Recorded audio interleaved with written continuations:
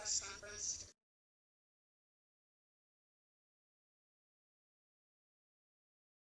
Bit more time to hop on and then we'll get started.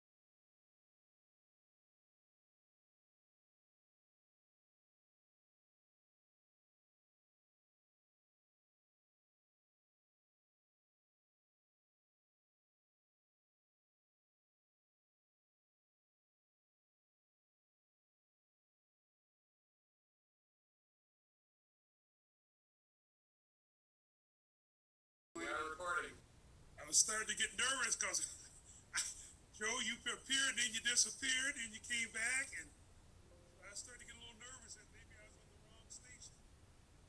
I think we're just about ready to go live.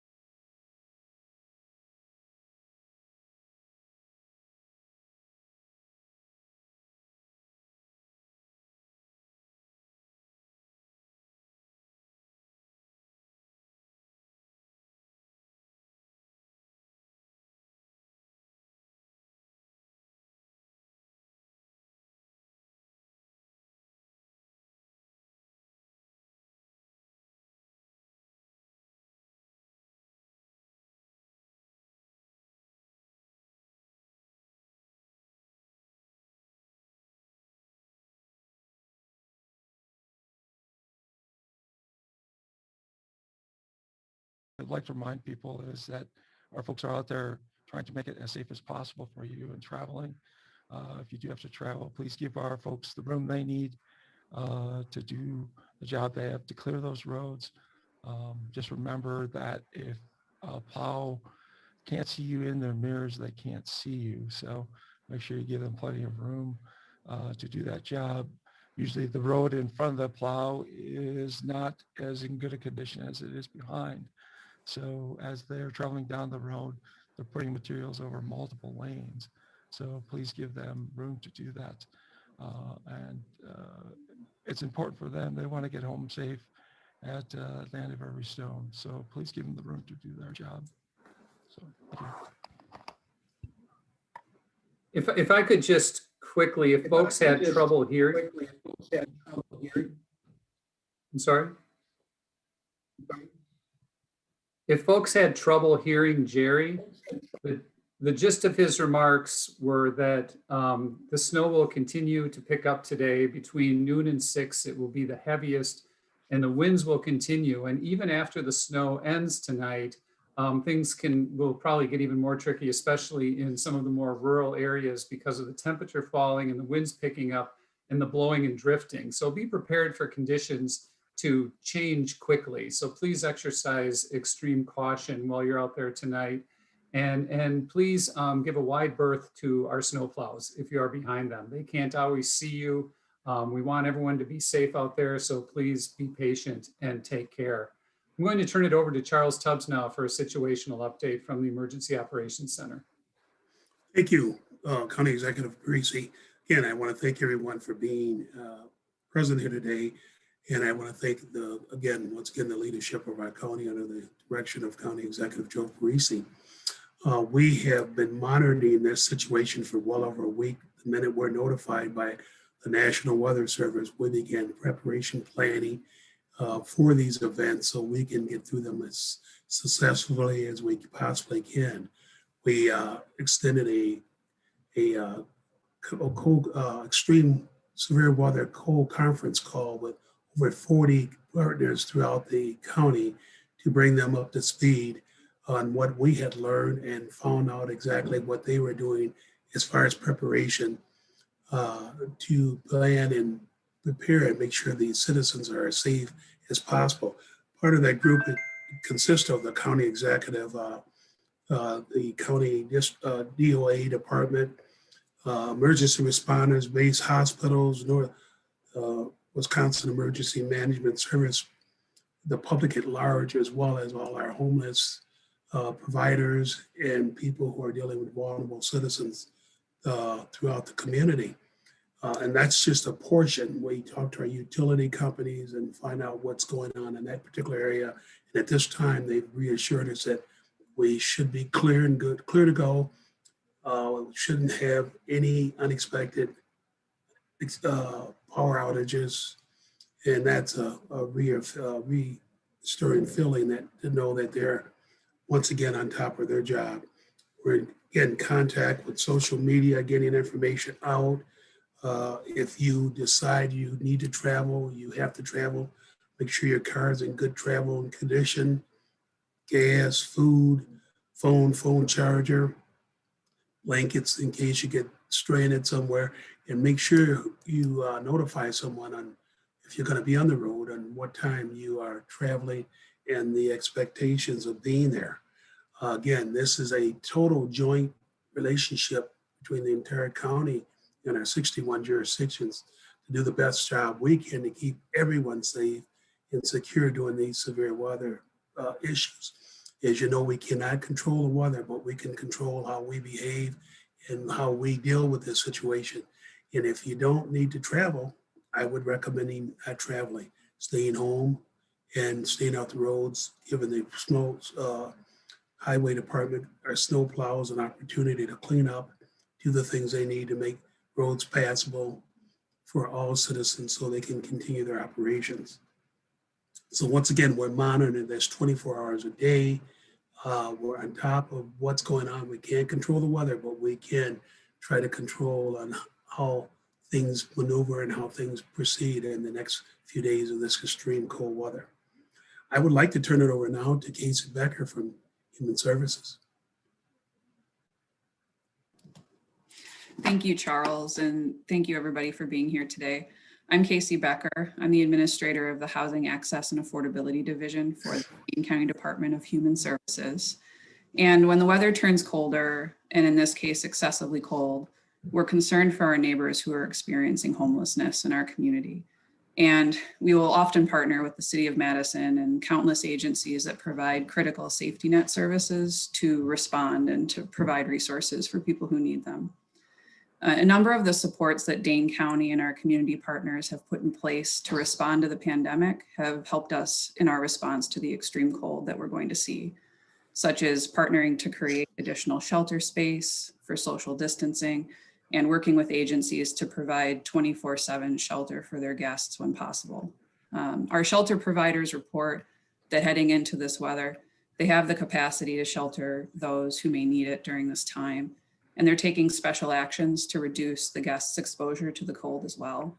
For example, the Beacon Day Resource Center will open earlier than usual, and the Porch Light Overnight Men's Shelter will open earlier as well. There's also a charter service funded by the City of Madison that helps guests get to the Beacon and to the men's shelter in the evening, and then from the men's shelter to the Beacon during the day, which will help reduce exposure to the cold as well. And then our shelter providers for families and for women have been operating 24/7 shelters. So families and women do not need to leave shelter during the day if they don't need to. They can stay inside and not have to go out into the cold during the day if they don't need to. And then outreach workers from a variety of agencies are doing regular welfare checks to ensure people who are outside know about the shelter resources that are available and how to access those. In addition, the county has been working with the City of Madison and our community partner agencies to arrange for additional shelter space if we need it. And I just wanted to note that before and throughout the pandemic, our community partners have come together to support some of our most vulnerable neighbors and help keep them safe. And we're grateful to them, and we appreciate them working with us to meet this latest challenge. And we really appreciate all their efforts in this area to help our neighbors experiencing homelessness. And I will turn it back over to the county executive. Thank you, Casey. I appreciate it. I appreciate it very much. Again, with this week's weather, we continue to be tested as a community, as we have all year.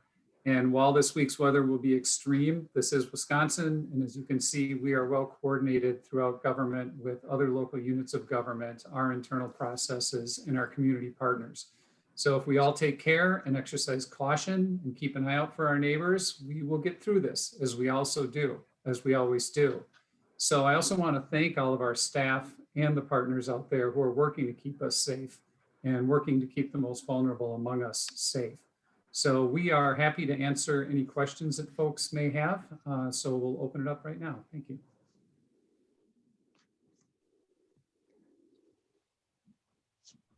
All right, it looks like our first question is from Gabriella. Gabriella, if you could identify yourself and your news organization before asking your question, that'd help us out. Thanks.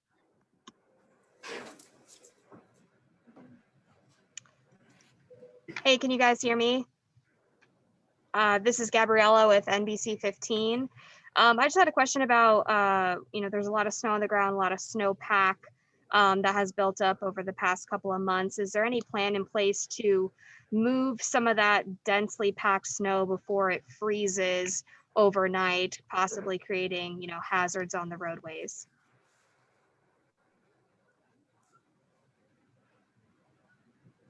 Jerry, go ahead. Yeah, can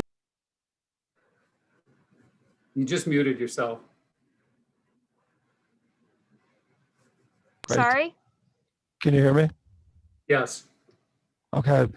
The last two storms, we've been trying to create storage along the roadways for snow by winging and benching back snow for the next snowstorm. So as we get to the end of the storms and between the storms, we will make the room for the next storm. So we have been planning for that. Also removing snow off of bridges, as well to make room for the next storm. So that's part of our natural process and what we do through a winter season. And a reminder, the county plows the belt line, the interstate and county highways and roads, and municipalities for the most part, with some exceptions, plow within the municipalities. There's sometimes some overlap, but it's many different jurisdictions in different areas.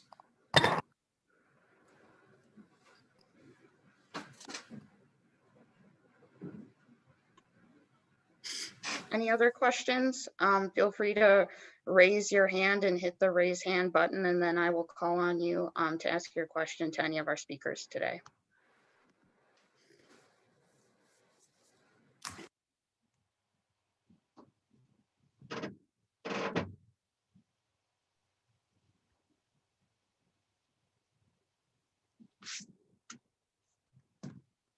All right, our next question is from Adam. Adam, if you could identify yourself and your news organization, that would be great.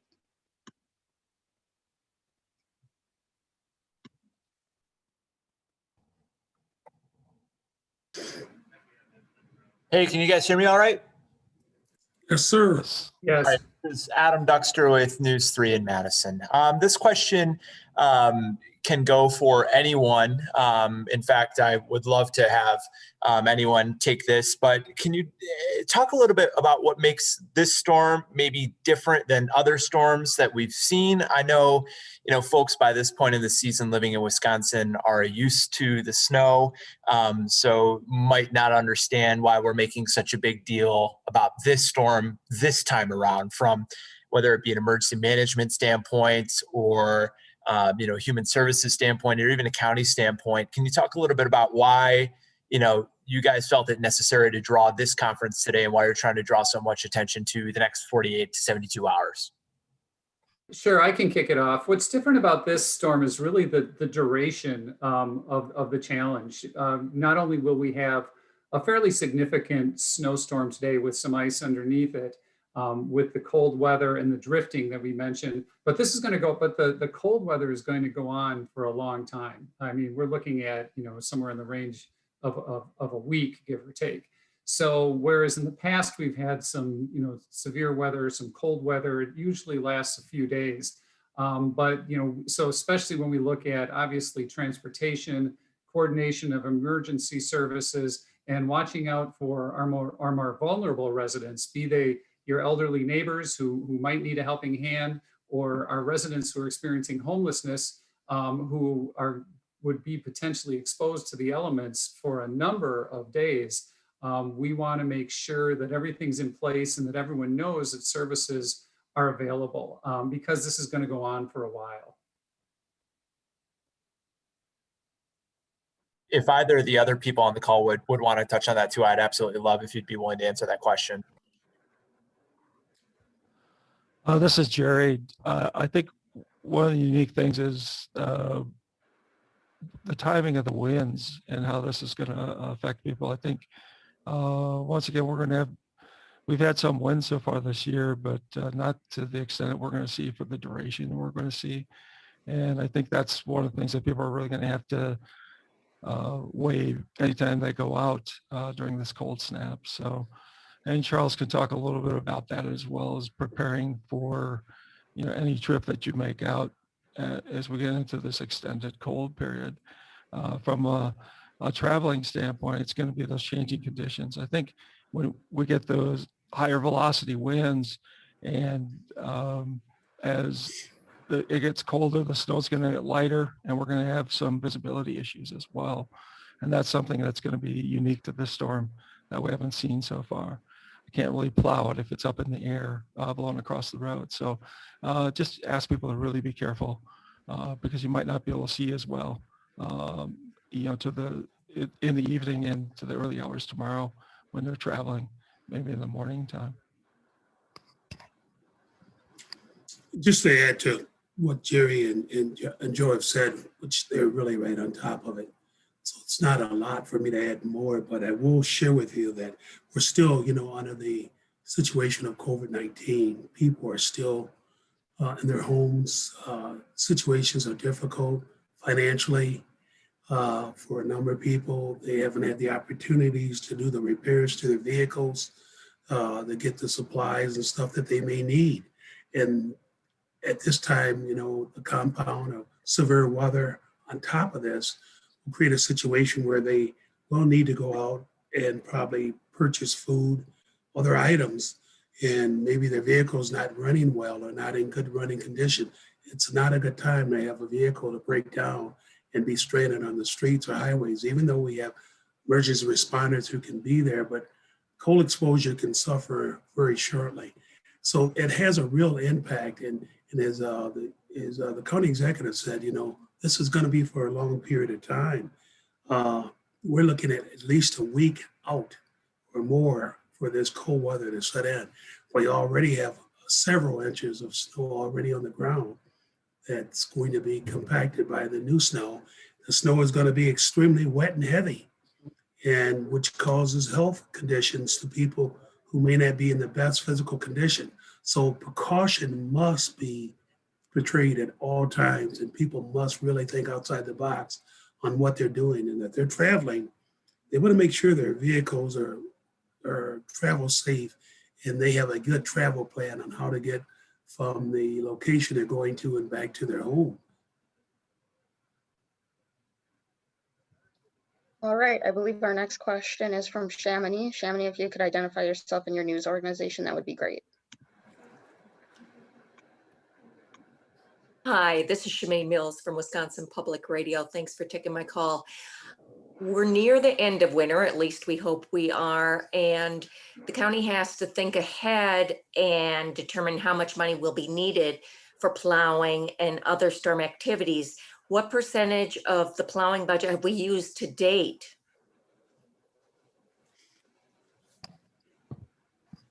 Jerry, do you have the latest from your department? We run those numbers, but we've had storm after storm, so I couldn't tell you exactly today where we're at, but we could look up a number and get that number to you. Our budget year runs on an annual basis, so we started out with the new budget January 1st. At this point, we don't run on a number of storms per year. We try to take a look at a 6-year average, and one of the things, though, and working for Dane County under the county exec and this board, is that we're trying to do what's right to keep the road safe for the people that live here. And so right now, I'm confident in saying that we have the budget to do what we need to do. We have the right equipment, the right mix of materials, and we seem to be fine right now and where we're at. Of course, it's early in the year. So there's 2 parts of winter. This first part that runs January through, unfortunately, lately through April. And then the last part of the year, November and December as well, although lately it's been October as well. So I think we're good right now. I don't have the number right in front of me, but we could get something for you if you'd like.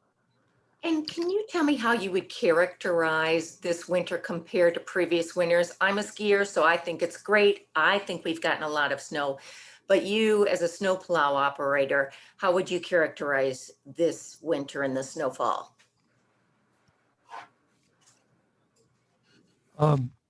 It's unique. I think we've gotten certain snowfalls, but there's been a lot of storms where we think it's coming and it just doesn't, and we wait and wait. So it's kind of the nature of the change that we're seeing. There are a lot of icy things. We hang around 32 degrees a lot, and those are very challenging times, that early season and late season. For us, our job would be much easier if we knew 4 to 6 inches were coming all the time, but it's that pre-storm and post-storm. So every storm is unique. Some years we get a lot in that early part of the winter. Sometimes it's late, the later part of the year. It's been a different type of winter.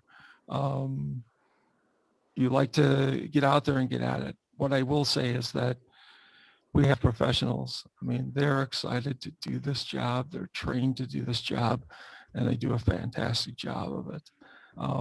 When they're out working, it's like a symphony, and they do a really wonderful job working together to try to get the job done and get it safe for the traveling public. So I'm very proud of what they do, but it is unique. Every storm is a little bit different. It's the mix of equipment, the right people at the right time, the right materials at the right time. And, you know, it's changing always. So. Thank you. All right, I believe our next question is from Stephen. Stephen, if you could identify yourself and your news organization, that would be great.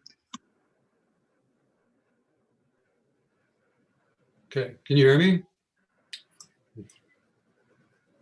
Hello?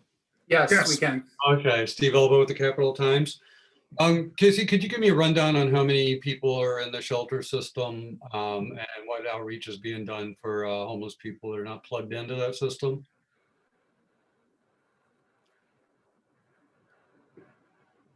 Thanks, Steve. Yeah, I can follow up with you on exact numbers. We've been focusing more on the unsheltered numbers, preparing for the cold weather that's coming. We estimate that there are around 80 individuals who may be unsheltered, and outreach workers are working actively to connect them with shelter resources ahead of the storm. I was going to mention too, in response to Adam's question earlier about what makes this a little bit different than previous storms that we'd respond to related to the pandemic, is certainly that social distancing aspect. We, when we need to locate shelter space for folks, we have that at top of mind to prevent spread or exposure to COVID-19. Our shelter agencies also have really good mitigation processes and health assessment processes for people who seek shelter, to make sure that if they are symptomatic, that they have a safe place to go where they can isolate and get access to testing and recover. So a lot of what has been put in place to respond to the pandemic to create social distancing has enabled us to have a lot of shelter space for folks who may need it and may need to come in and should come in during the cold, so that they have somewhere safe to be. My understanding is that outreach agencies, staff at the Beacon, community organizations that care for people and provide resources for people who are experiencing homelessness have had a lot of contact with folks this week to make sure that they're aware that the weather is coming, to make sure they're aware of how to access shelter, to let them know what those shelter procedures look like for COVID mitigation and things like that, so people can be comfortable using shelter. And just being in good communication with those agencies and with our partners at the city as well, to make sure that the resources are out there to meet what need might present during the cold event. And I can follow up with you on, you had asked about numbers of who's in shelter right now, and I can get that information to you. Okay, thanks.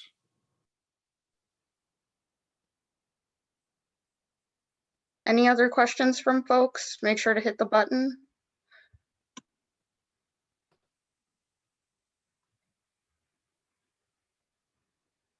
Otherwise, I think that that's it for questions. Okay, well, thank you again, everyone, for being here. Everyone be safe. As we said, this is a little different than past storms in that it's going to be, the cold weather is going to last longer, the wind is going to last longer, and we're also dealing with this on top of the situation that we find ourselves in on various levels due to the pandemic. So we are coordinating certainly throughout county government and with our partners. Let's all keep safe. Let's check on our neighbors, and we will get through this. Thanks a lot for being here, everyone.